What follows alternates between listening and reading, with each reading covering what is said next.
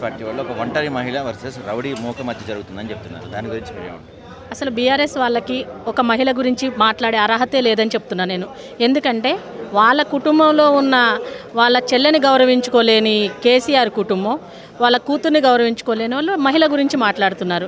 ఇదే ఒంటరి మహిళ అని మాట్లాడేవాళ్ళు ఆ రోజు సబితా ఇంద్రారెడ్డి గారికి మేము మంచి పదవి ఇస్తామంటే కూడా ఆ రోజు కావాలని సబితా ఇంద్ర అలాంటి వాళ్ళు ఎంతోమందిని తీసుకొని వాళ్ళ ఒంటరి మహిళ అని ఎలా మాట్లాడుతున్నారు?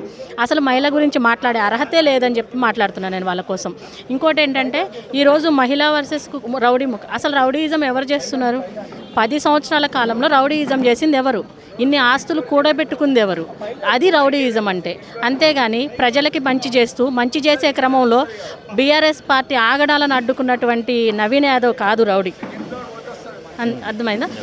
రౌడీ అనేవాళ్ళు ఎవరంటే వాళ్ళు రౌడీయిజం చేసి అక్రమాస్తులు కూడబెట్టుకొని ఈరోజు ఆ ఆస్తులు కూడబెట్టుకున్నదే కాక పదవి పోయినందుకు ఉక్రోషంతో ఆక్రోషంతో ఈరోజు ప్రభుత్వం పోయినందుకు మాట్లాడే మాటలు తప్పించి ఇక్కడ రౌడీ అనే మాటే లేదు.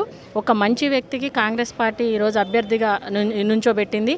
ఆ అభ్యర్థి కూడా భారీ మెజారిటీతో గెలుస్తున్నాడు కాబట్టి ఆ గెలుస్తున్నాడనే ఉక్రోషంతో ఈరోజు ఒక సెంటిమెంట్ అనే దాన్ని బయటికి తీసుకొచ్చి ఆ రోజేమో తెలంగాణ ఉద్యమం సెంటిమెంట్ తోటి కేసీఆర్ అధికారంలోకి వచ్చి ఈరోజు మళ్ళీ ఒంటరి మహిళ అనేదాన్ని ఈరోజు జూబ్లీ హిల్స్లోకి రావాలని చూస్తున్నాడు.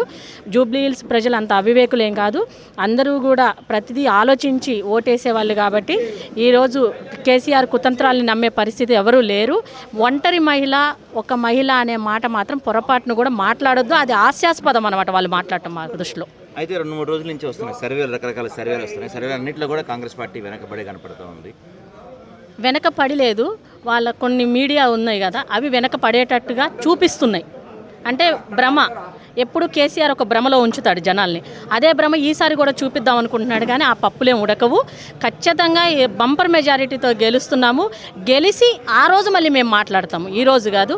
ఎందుకంటే నవీన్ యాదవ్ లాంటి ఒక మంచి వ్యక్తికి ఈరోజు కాంగ్రెస్ పార్టీ టికెట్ ఇస్తే ఓర్చుకోలేక ఆమె ఎప్పుడు బయటికి రాని వ్యక్తుల్ని బయటికి తీసుకొచ్చి వాళ్ళని బదనం చేస్తున్నారు. వాస్తవానికి వాళ్ళు బదనం చేస్తున్నారు మహిళని. అది వాళ్ళు చేసేవన్నీ కూడా అదే, ఫస్ట్ నుంచి కూడా వాళ్ళు చేసేది అదే కాబట్టి ఇవాళ కూడా వాళ్ళు అదే చేస్తున్నారు. కాంగ్రెస్ పార్టీ ఎప్పుడు కూడా అలాంటి కుతంత్రాలు చేయదు. ఏదైనా కానీ పారదర్శకంగా పనిచేస్తుంది, పారదర్శకంగా ఉంటుంది, జనాలకు కూడా అంతే పారదర్శకంగా చేస్తుంది. ఈరోజు మహిళల కోసమే కదా ప్రభుత్వం పనిచేసేది.